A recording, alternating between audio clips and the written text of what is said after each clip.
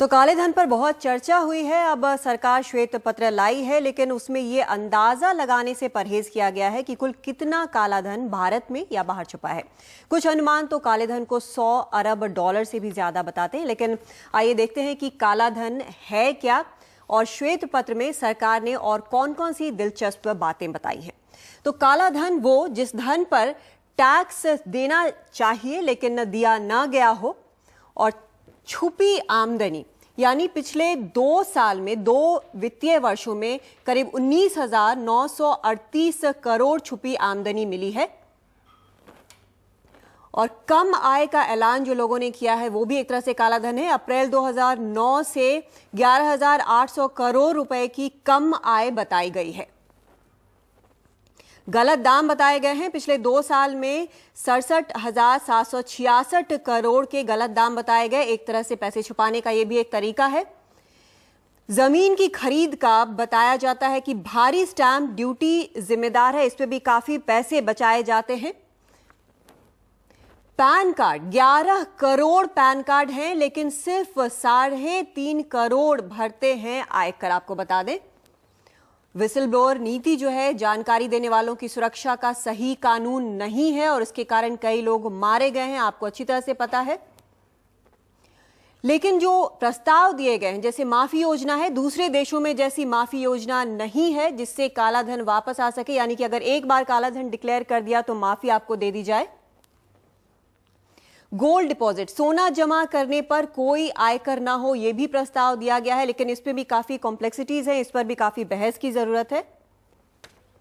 कानूनी दांव पे, जैसे कि वोडाफोन के मामले में हुआ, 1200 करोड़ रुपए का कर वोडाफोन ने बचाया, किसी और जगह पे सारा कुछ लीगल जो एस्पेक्ट्स हैं वो करके, और यहां पर पैसे नहीं दिए गए। तो ये सारी चीजें जो हैं मिलाकर इसमें जो प्रस्ताव दिए गए हैं, और काला धन क्या है आपने देखा, प्रस्ताव में काफी बहस की जरूरत है। ये सारी चीजें कही गई हैं और इस पूरे मुद्दे पर अभी हम बात करेंगे। आपको बता दें, खास मेहमान हमारे साथ मौजूद होंगे। हमारे साथ राजीव प्रताप रूडी हैं, एमपी हैं, स्पोक्स पर्सन हैं बीजेपी के।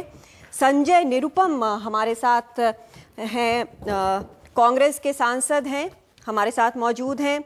मोहम्मद सलीम है हमारे साथ, स्पोक्स पर्सन है, प्रवक्ता हैं सीपीएम के। और दिल्ली स्टूडियो में इस वक्त हमारे साथ बीएम सिंह है, फॉर्मर चेयरमैन, पूर्व चेयरमैन है सीबीडीटी के।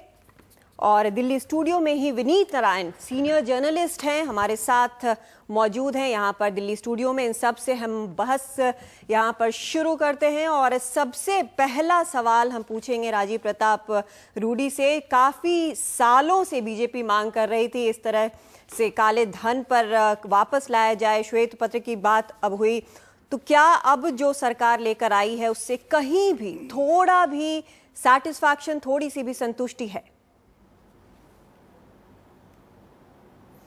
देखिए, ये विषय बहुत दिनों से चल रहा है और इस विषय को सबसे पहले अगर इस देश में किसी ने उठाया था, जो पिछले चुनाव के दौरान भारतीय जनता पार्टी के राष्ट्रीय नेता श्री लालकृष्ण आडवाणी ने इसे चुनाव मैनिफेस्टो में कहा था। और ये कहा था कि इस देश का जो काला धन बाहर विदेशों में जमा है उसे वापस लाना चाहिए। मनमोहन सिंह जी ने भी अपने कार्यभार संभालने के 100 दिन के भीतर ये देश के लोगों को आश्वस्त किया था कि वो काला धन ले आएंगे। आज उनके दूसरे कार्यकाल का 3रा वर्ष पूरा होने जा रहा है। इस बीच में सरकार को कई बार इस सवाल का सामना करना पड़ा कि इस देश का जो काला धन विदेशों में जमा है, विशेष करके स्विस खाते में, यहां तक कि बीच में उच्चतम न्यायालय ने भी ये कहा था कि उस पैसे का खुलासा होना चाहिए, साथ साथ जिन लोगों का पैसा वहां जमा है उसे इस देश के लोगों को बताया जाना चाहिए और उसे वापस लाने का कोशिश करना चाहिए। इस निर्देश के बाद भी सरकार ने जरूर स्वीकारा और उसके बाद ये स्वीकारा कि विदेशों में काला धन जमा है। फिर जो एक अंतर्राष्ट्रीय ट्रीटी था जिसके तहत संधि किया जाना था इन देशों के साथ, उस संधि पर कार्रवाई हुई। लेकिन उस संधि पर कार्रवाई इस रूप से हुई कि जिस तिथि से वो संधि हुई है उसके बाद के काले धन के बारे में चर्चा होगी, उसके पहले जमा काले धन के बारे में चर्चा नहीं होगी। इसका परिणाम है कि कहीं ना कहीं उसके बाद प्रणब मुखर्जी साहब ने 3 संस्थाओं को, भिन्न संस्थाओं को दिया कि ये पैसे का जांच करके देश के लोगों को बताया जाए, सरकार को बताया जाए। मुझे वो तीनों संस्थाओं का नाम लेने की आवश्यकता नहीं है, सबको विदित है। और वो ख्याति प्राप्त संस्थाएं, अभी तक उनका प्रतिवेदन प्राप्त नहीं हो पाया है। इस बीच प्रणब मुखर्जी साहब ने यह कहा है और उन्होंने प्रतिवेदन दिया जो बिल्कुल किसी भी बात का खुलासा नहीं करता। हम सरकार के नहीं हैं, सरकार से चाहते हैं कि अगर सरकार ने स्वयं स्वीकारा है और देश के प्रधानमंत्री ने स्वयं स्वीकारा है कि काला धन है, देश के भीतर भी है और बड़ी मात्रा का धन विदेश में जमा किया गया है, हमारी तो सिर्फ इतनी मांग है कि वो किसका धन है, कितना धन है और सरकार उसे वापस लाने का क्या प्रयास कर रही है। हम सिर्फ इतनी बात कर रहे हैं, लेकिन जिस प्रकार से सरकार की तरफ से खुलासा हो रहा है, निश्चित तौर से कोई जानकारी नहीं है। देश को एक अंधेरे में रखा जा रहा है, देश के साथ एक बड़ा धोखा किया जा रहा है। Do you have the NDTV Profit app? All the markets, all the news and your own homemade, ready-made portfolio available there for you.